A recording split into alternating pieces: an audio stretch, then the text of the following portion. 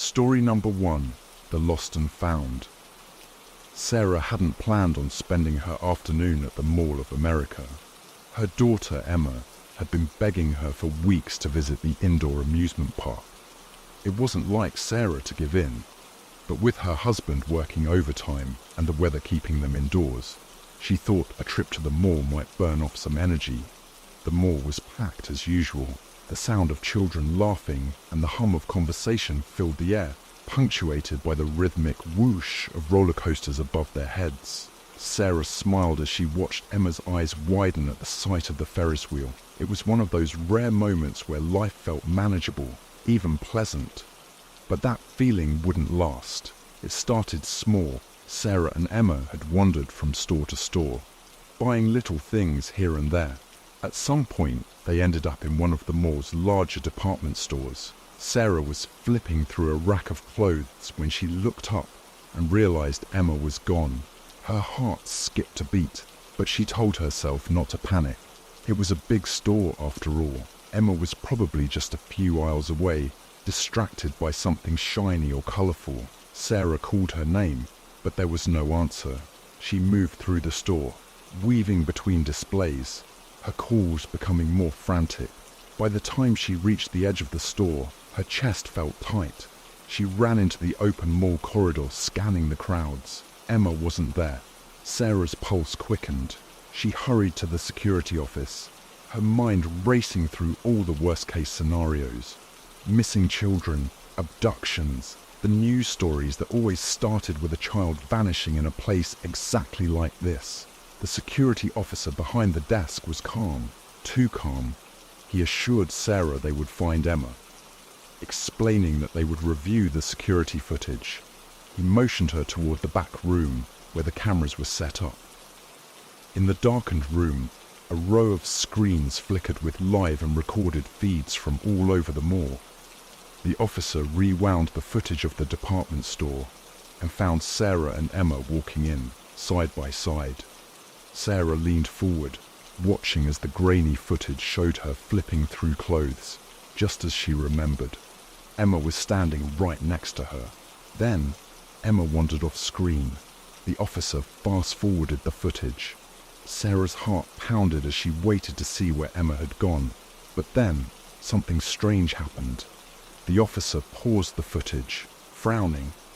"That's odd," he muttered. He rewound the tape, playing the moment Emma wandered out of view. Sarah stared at the screen, confused. The footage didn't make sense. Emma stepped toward the racks of clothes, and then nothing. She didn't walk out of frame. She didn't leave through the store's exit. She was just gone. "She didn't leave the store," the officer said, sounding perplexed. "She just disappeared." Sarah's panic was full-blown now.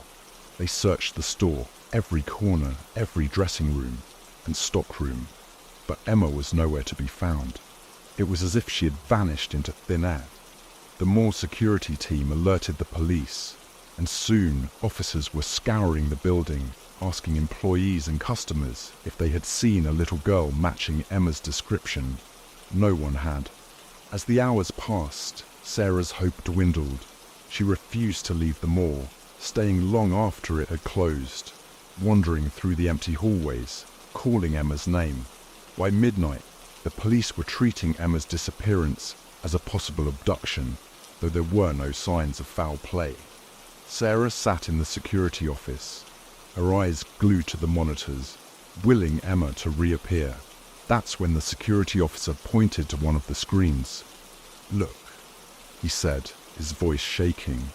On the screen, in a grainy corner of the mall's play area, stood Emma. Emma was standing alone, staring blankly at the camera. She wasn't crying. She wasn't running. She just stood there, motionless. The officer zoomed in, and Sarah felt a wave of nausea. Emma's eyes were wide, unblinking.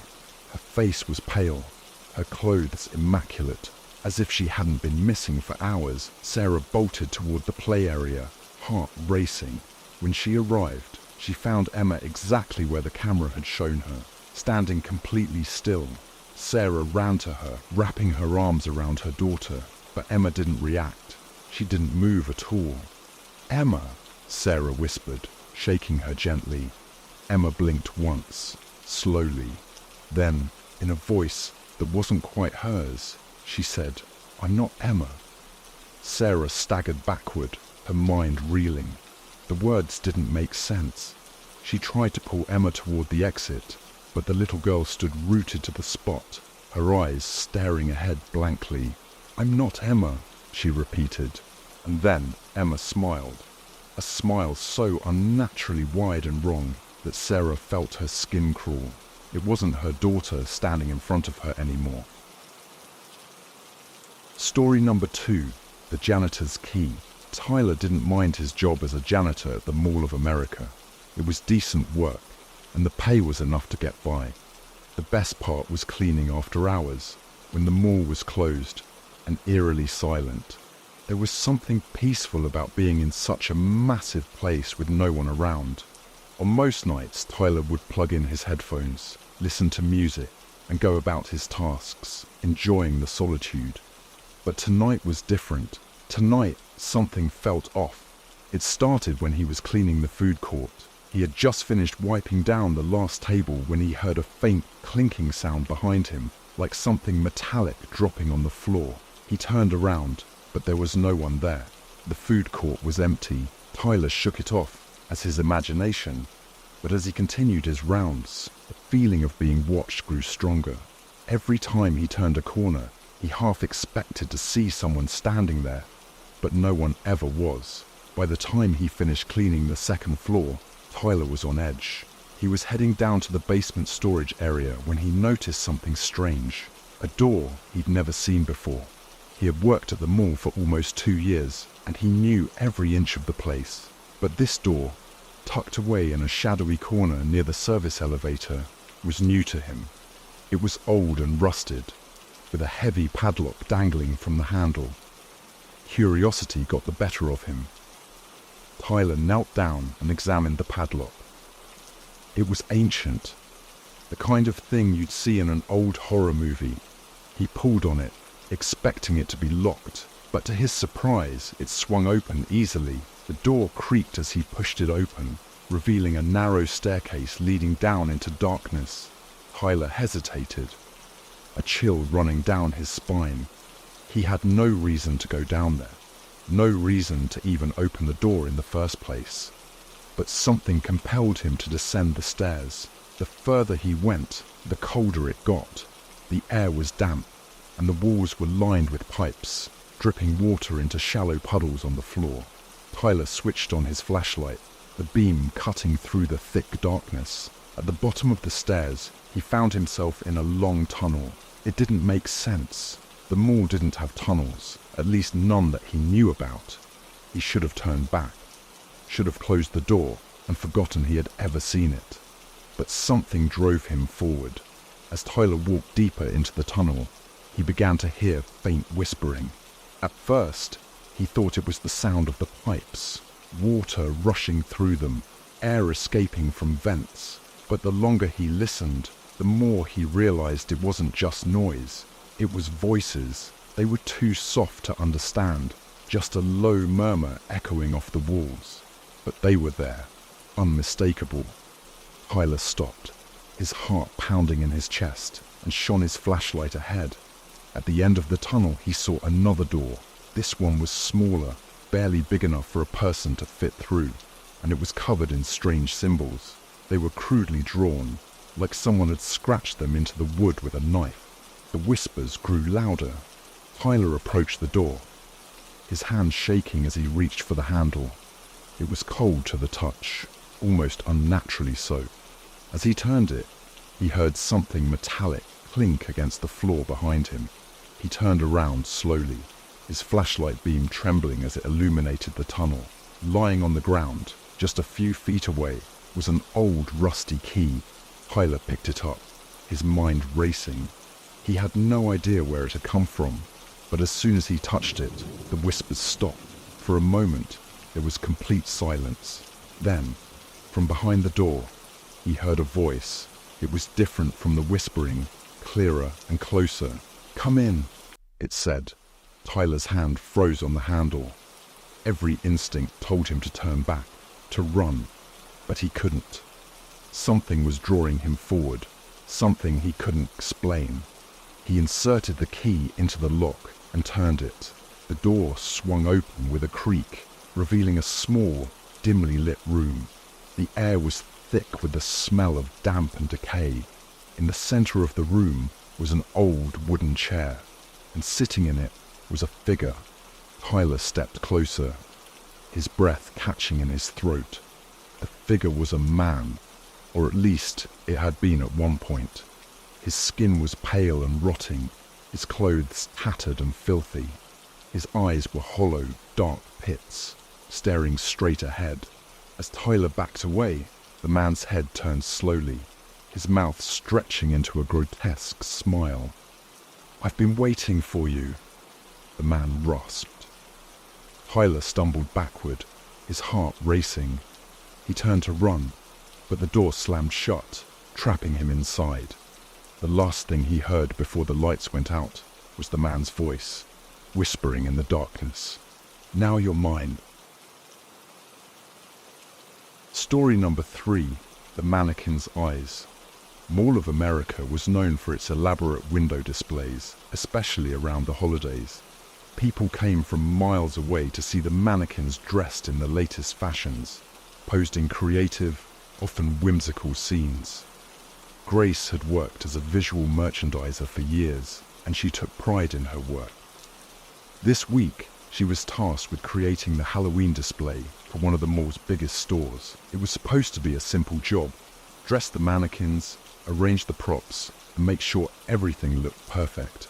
But from the moment she started, something felt off. One of the mannequins, an older model they had pulled out of storage, seemed different. Its eyes, painted on in a dull, lifeless brown, seemed to follow her as she worked. She told herself it was just a trick of the light, but every time she turned her back, she felt its gaze on her. Grace stayed late that night, putting the finishing touches on the display. The mall was quiet, the only sound the faint hum of the ventilation system. She worked quickly, eager to finish and get home. As she adjusted the last mannequin, she noticed something strange. The mannequin she'd been uneasy about, the one with the unsettling eyes, had moved. It was subtle, but its arm was positioned differently, its head tilted ever so slightly. Grace frowned, certain she hadn't touched it. She stepped back, eyeing the mannequin warily. For a moment, she thought she saw its chest rise and fall, as if it had taken a breath. She blinked, and the illusion was gone. As Grace packed up her tools, she heard a soft noise behind her. It was faint, like the rustling of fabric. She turned, expecting to see someone, maybe one of the cleaning crew, but the mall was empty. The mannequins stood silently in the display, their plastic faces frozen in expressionless stares. Grace shook her head and went back to her work, but the noise came again, louder this time. It was a soft scraping, like something heavy being dragged across the floor. Her heart pounded as she slowly turned around. The mannequin had moved again. Grace's breath caught in her throat as she stared at the mannequin. It was subtle, but its head was now turned, its eyes staring directly at her. She took a step back, her mind racing. There was no one else in the store. No one had touched it, and yet it had moved. She told herself she was imagining things, that she was just tired from a long day of work. But as she looked into the mannequin's eyes, she felt a chill run down her spine. They weren't painted on anymore. They were real. Grace's legs trembled as she backed away from the display. She fumbled for her phone, ready to call security, but before she could dial, the lights flickered and went out. She froze, her pulse racing in the darkness. The rustling sound came again, louder and closer this time. Grace turned, shining her phone's flashlight toward the display. The mannequin was gone. Panic surged through her as she scanned the store, her flashlight beam shaking in her hands. She took a step forward, but something cold and hard wrapped around her ankle. She screamed, kicking frantically as the mannequin's hand tightened its grip, dragging her toward the display. Grace fought with all her strength, but the mannequin's grip was impossibly strong. It pulled her into the display, its eyes, now fully human, glinting in the dim light. As she struggled, she realized the other mannequins had moved as well. They stood in a circle around her, their once expressionless faces now twisted into grotesque smiles. The last thing she saw before everything went dark was the mannequin's face, inches from hers, whispering in a voice that sent chills down her spine. "You're one of us now." When the mall opened the next morning, the new Halloween display was the talk of the town. No one noticed the new mannequin that had appeared overnight, its eyes wide with terror, frozen in a silent scream.